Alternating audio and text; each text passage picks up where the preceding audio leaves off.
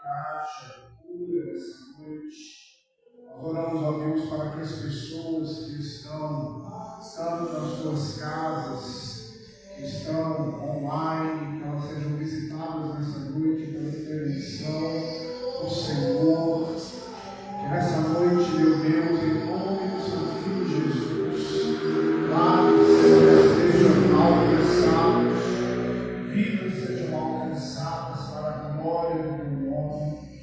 Eu oro nessa noite, meu Deus, para que todo tipo de bloqueio levantado pelo inimigo, ele seja quebrado nessa noite de hoje.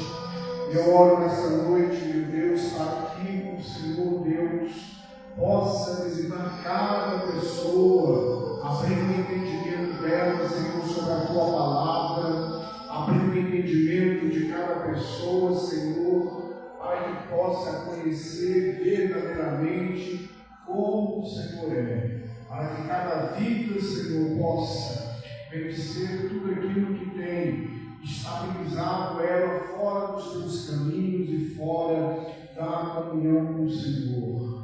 Visita a sua igreja numa totalidade nessa noite. Aqueles que estão aqui, aqueles que estão a caminho, aqueles que não puderam estar conosco, eles possam ser visitados pela tua boa e poderosa mão, em nome de Jesus. Amém? Vamos abrir Provérbios, capítulo 16, verso 23. Hoje pela manhã,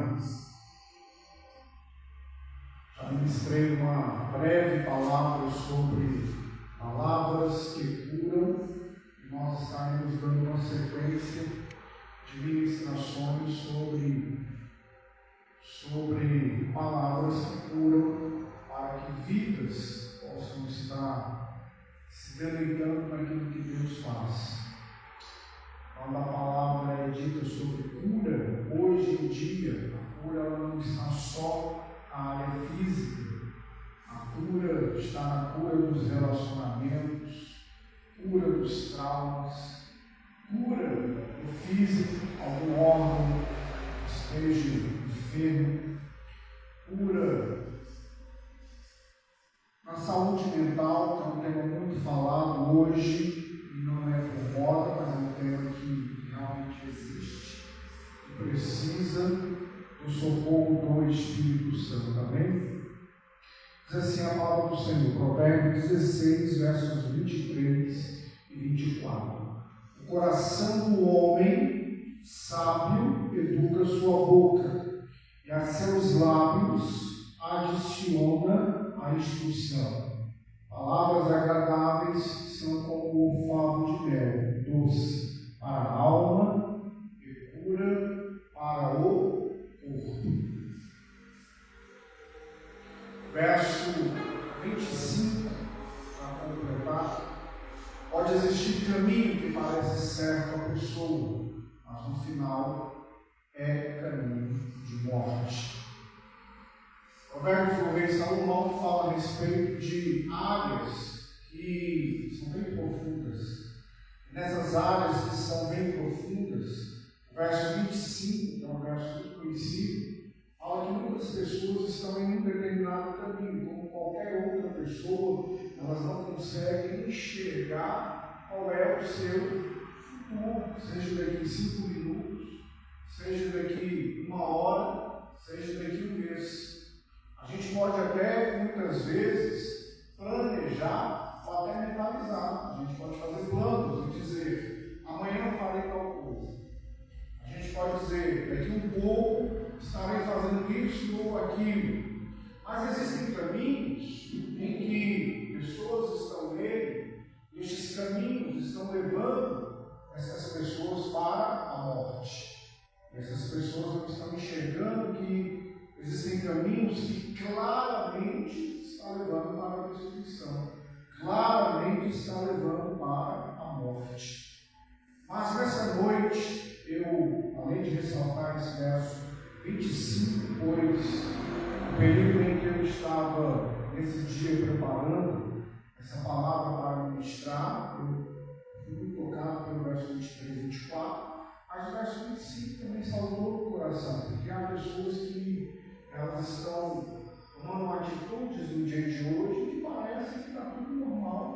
o que parece que o futuro elas não estão pensando no futuro, não só naquilo que é terreno, mas no futuro daquilo que é espiritual. O espiritual, ele não tem fim. Ele não tem fim, nem para a pessoa que tem a vida eterna, e nem para a pessoa que tem a morte eterna. Muitas pessoas pensam que essa palavra morte é um final físico. A morte é um final de um corpo físico. Mas a morte espiritual significa estar afastado de Deus por toda a eternidade. Estar afastado de Deus por toda a eternidade é uma morte e a pior morte. Estar afastado de Deus. E talvez haja pessoas que pensam assim: mas eu tenho um coração bom, mas ter a vida eterna com o nosso Deus não é avaliado pelo coração bom.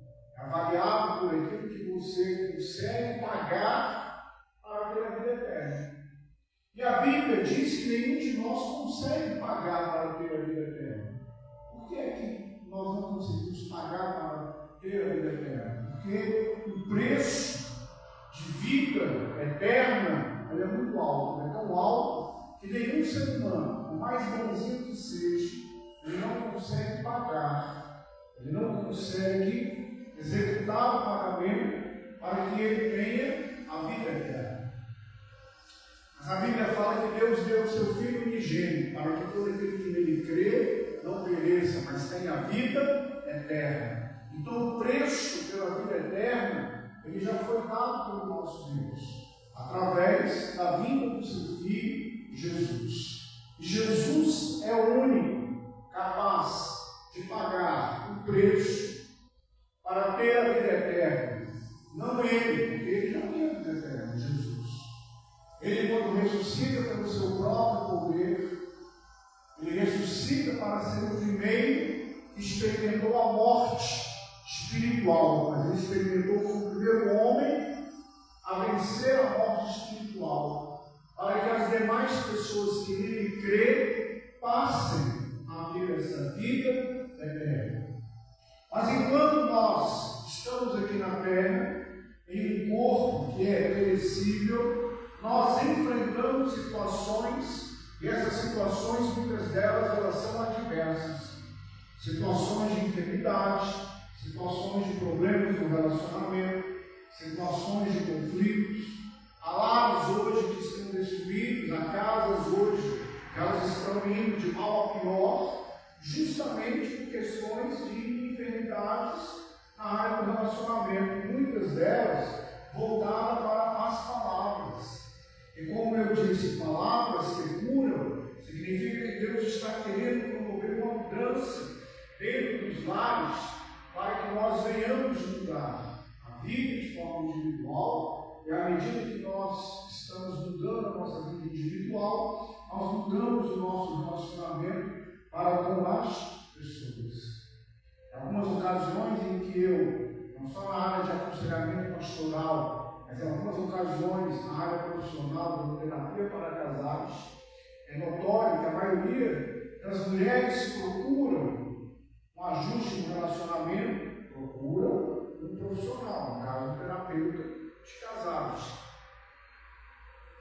E poucos homens procuram. Quando se faz encontro de casais, é notório que a maioria das mulheres procuram. Os homens continuam sendo minoria. Mas o que eu sempre digo é: se vem uma pessoa do casal, existe um casamento, se vem uma pessoa do casal para buscar ajuda, significa que aquele casal, 50% homem, 50% mulher, um dos dois decide ajudar o seu casamento. É notório que boa parte do seu casamento irá melhorar. Porque um dos dois tomou essa decisão. Então, enquanto nós estamos aqui na Terra, nós enfrentamos situações em que são a níveis de enfermidade. O ser humano precisa ser curado. O ser humano precisa ser curado nas emoções, o O ser humano precisa ser curado no relacionamento e o ser humano precisa ser curado na sua vida física. E a Bíblia nos dá várias receitas para que nós venhamos aprender. Uma delas está aqui. O coração do homem sábio educa a sua boca. Eu posso entender que a minha boca, o meu falar, ela necessita ser educada. Eu posso educar a minha boca e, ao passar da minha vida, eu posso, em qualquer momento, educar a minha boca. O coração do homem sábio educa a sua boca.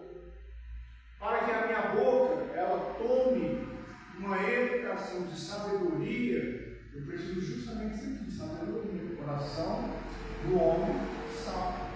Eu falo isso porque há pessoas, inclusive online, assistindo a ministração, cultuando ao nosso Deus dentro da sua casa, que são pessoas que são bem-vindas, pessoas que não cabem no julgamento, que quer que não estão presencial, não cabe a mim julgar, de coração mesmo. Meu intuito, inclusive, é transmitindo online, chegar nas casas das pessoas que, por algum motivo, estão na sua casa. Algumas delas enfermas, espero que sejam curadas, algumas delas sem ânimo para sair da sua casa, algumas delas talvez com medo de sair de casa, e outras delas estão lutando para sair de casa.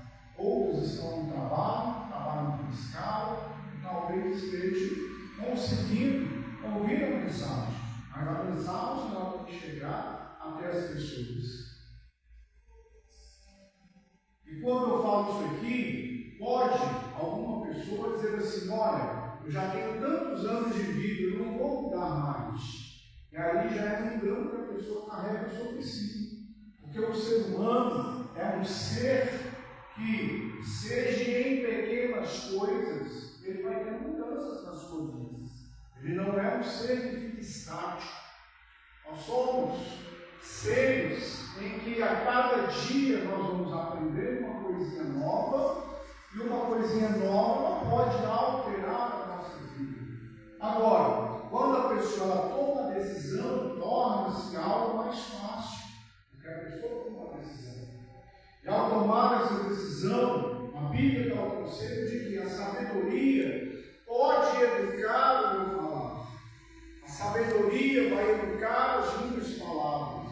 E é importante que as minhas palavras elas não sejam educadas só como termo de uma boa convivência de educação, mas de educar de um aprendizado. E as palavras, a própria Bíblia diz que elas têm poder tanto para a vida quanto para a morte. E há muitas pessoas que estão viciadas em falar palavras de morte. Palavras de morte que muitas delas elas não estão sendo diretamente faladas, pronunciadas. Eu vou morrer, não. Mas há muitas pessoas que, pela sua conversa, pelo seu linguajar, está mortificando muitas áreas da sua própria vida, mortificando seu relacionamento, mortificando a sua esperança, matando a sua fé, matando o seu futuro, por conta das suas palavras. O coração do homem sábio educa a sua boca, e seus lábios adiciona a instrução. Estamos num tempo em que muitas pessoas não querem ser instruídas. Estamos em um tempo em que isso aí é uma linha de risco. E as pessoas, todas elas, a minha vida está inclusa, todas as pessoas têm que ter o coração ensinável. Então os meus lábios adicionam instrução. Agora olha o detalhe, no verso 24. Palavras agradáveis são como um favo de mel. Palavras agradáveis são como um favo de mel. E essas palavras agradáveis, elas não podem ser palavras por conta de circunstância. Por conta de que, eu vou em um determinado lugar, e aí chegar lá e falar tal coisa, bem bonzinho, uma coisa bonitinha. Não. Palavras agradáveis são como favo de mel. Estas palavras agradáveis, elas têm que fazer parte do nosso dia a dia. Essas palavras agradáveis, elas são palavras de vida, elas são palavras espirituais, elas são palavras de ensinamento vindo da pessoa do Senhor Jesus. E essas palavras agradáveis são como favo de mel doce para a alma. Olha a Bíblia falando sobre a alma. Porque na alma está o pensar do homem, a decisão que o homem toma, as emoções do homem, a forma que ele aprende as coisas, está na sua alma. Porque somos seres inteligentes. Se você observar, quando Deus criou o homem, o Adão, Ele falou para o Adão dar nome para todos os animais. Então observe que Adão, ao nomear os animais, ele usou a sua inteligência. E ele usou o seu poder de decisão. Olha, eu decido que este animal chama-se de tal coisa. Deve te olhar para um leão e tipo assim, isso aqui vai se chamar leão. Isso aqui vai se chamar girafa, elefante. E assim foi, nada a ordem de Deus. E o Adão, em um corpo que ainda não havia experimentado o pecado, eu imagino que ele tirava uns mergulhos e ele ia no fundo do oceano e ele via os peixes e saía dando nome de peixe, né? Classificando os animais. A Bíblia fala, eu creio que a Bíblia fala. Então, na alma, as palavras de sabedoria são doces, como um favo de mel. E a alma do ser humano, ela necessita de palavras espirituais, porque a alma do ser humano, ela não pode governar a vida do homem 100%. A alma tem que ser governada pelo Espírito de Deus. O Espírito de Deus, ele vai estar na alma? Não, ele vai estar no Espírito do ser humano. E o Espírito do ser humano, ele vai então governar a alma do ser humano. Para governar a alma do ser humano é a nossa batalha de cada dia, de ser vencido o nosso lado terreno, inclina-se para o pecado, inclina-se para a carne e temos a nossa vida espiritual. Por isso o apóstolo Paulo ele disse que o Espírito ele combate a carne e a carne combate o Espírito. E cada um deles o fazem para que a vida tome a decisão por aquela inclinação. Mas observe que palavras agradáveis são como um favo de mel doce para a alma. Esse doce para a alma eu posso entender que existem pessoas que estão com a vida amarga. E quando eu digo vida, me refiro sobre a alma. Não digo sobre as circunstâncias. Mas há pessoas que ela pode ter a circunstância mudada e a pessoa continua amarga. De novo, me vem à mente a palavra vício.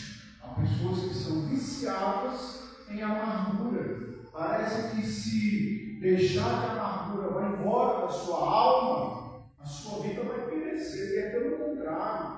A pessoa que está amarga, ela vai apodrecendo a sua vida, ela vai apodrecendo os seus relacionamentos.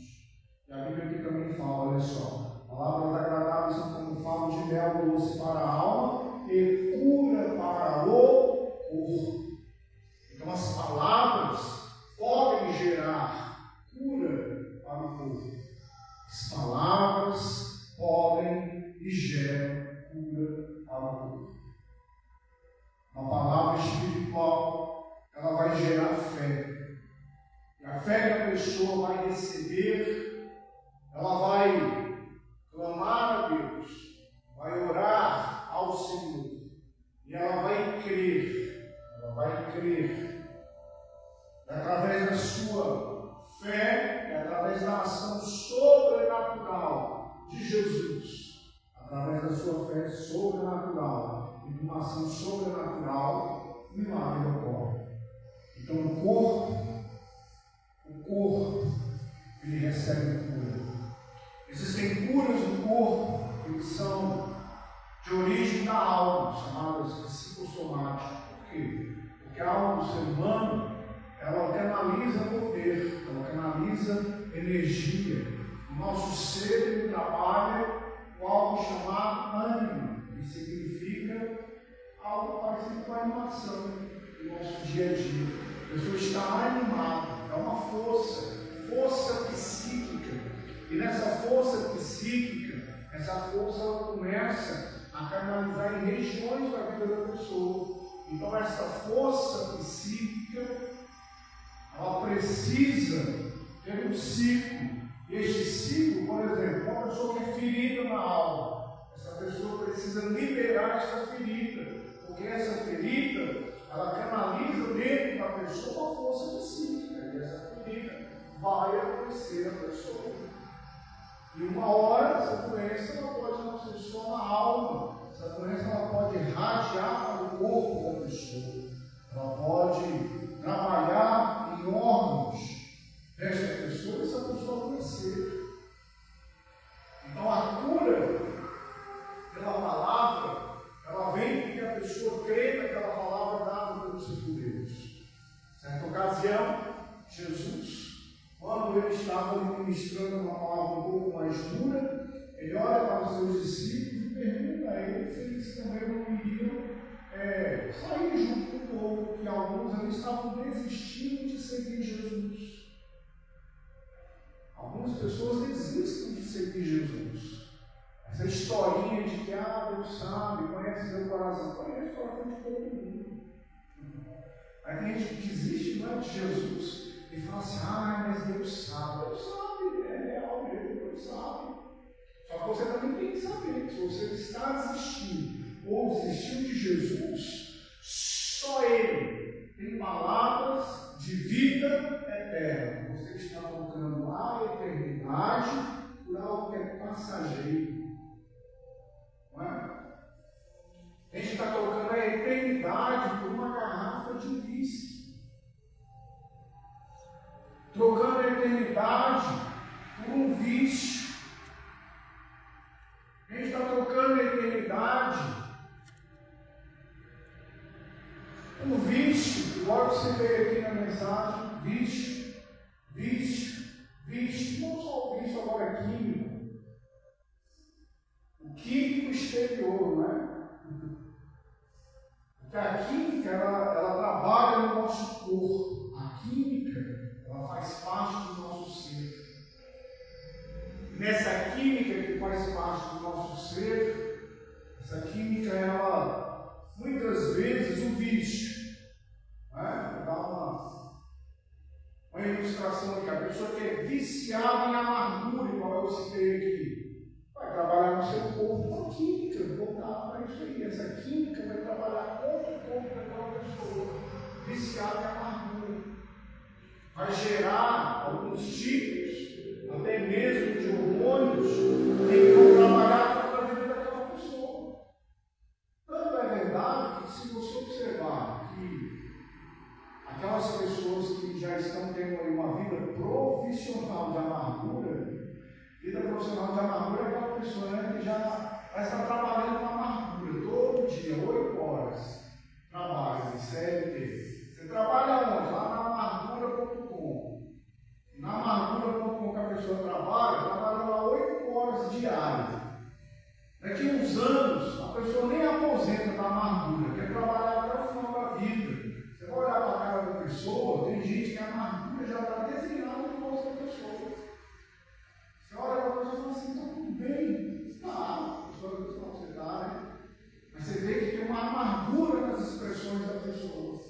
Aí você vai conversar um pouco mais, você vai aprofundar um pouco mais, você vê que a pessoa é amarga. A pessoa é amarga, não é? E nessa pessoa que é amarga, o seu corpo está ali, trabalhando com amargura. Mas Jesus, nessa noite, Ele quer mudar a história das pessoas que estão trabalhando na amargura com o Jesus quer mudar a história das pessoas que estão aí com palavras de morte e sofrimento. Jesus quer mudar, porque Ele tem palavras de vida eterna. Olha só, palavras de vida eterna. Essas palavras de vida eterna não é só porque Ele me deu a salvação, não é só porque Ele te deu a salvação. Palavra de vida eterna é porque você estará já vivendo aquilo que Ele tem preparado para a sua vida, inclusive no âmbito de palavras.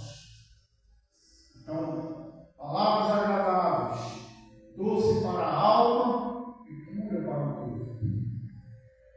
Eu quero orar por você nessa noite. E você que está online na sua casa, eu também quero orar por você. Quero orar e esperar que você tenha fé.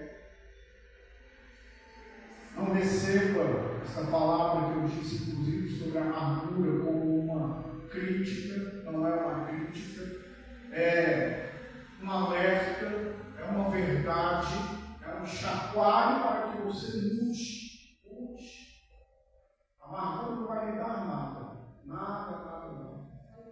Só enfermidade. E essa enfermidade não é só física.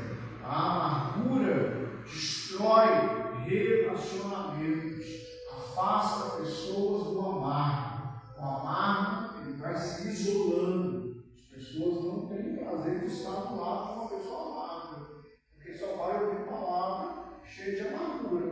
Agora, cabe a você tomar uma decisão hoje, falar: Deus, eu quero, em nome de Jesus, deixar a amargura,